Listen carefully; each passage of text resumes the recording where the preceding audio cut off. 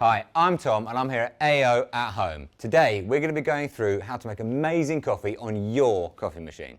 Now my main bit of advice when you're making a flat white is that milk texture. If you make a latte and you don't add enough air, it's still going to be a nice latte. If you make a cappuccino and you add too much air, it's still going to be a nice cappuccino. What we recognise as a flat white is a lot of it is about the texture of the milk. So you really want to pay a lot of attention to what you're doing when you're steaming. So the foundation of all of these drinks is the espresso. Now what we want is a good extraction. If your coffee is coming out really watery, wispy and a bit thin, then you need to grind finer.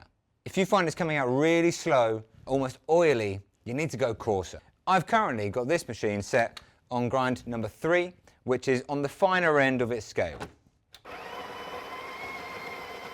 When tamping the coffee, you want to ensure you get a good, even pressure across the bed of coffee.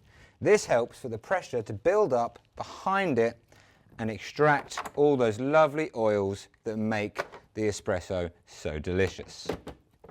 On this machine here, we have a pressure gauge and we're aiming to be right in the middle. Some machines may have a shot timer instead.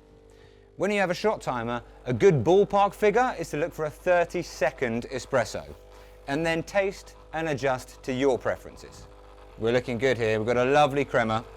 Part of that is down to using nice and fresh coffee, and part of it is down to having our grind setting correct. Now, opinions on what a flat white is differ far and wide. My opinion is that it's about the size and strength of the drink.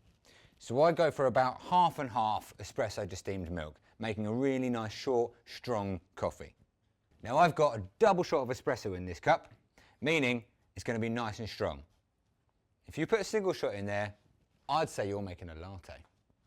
I'm just looking for that little rippling sound, just about there.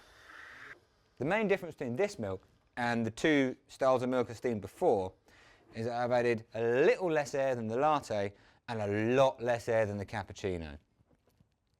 So when I pour it into the espresso, it should glide around and mix in really nicely. Now again, if I pour it high, the milk sinks beneath the surface. If I get my spout close, that's when we start to leave a little pattern on the top of our coffee. Let's give it a taste. Now that's the ticket.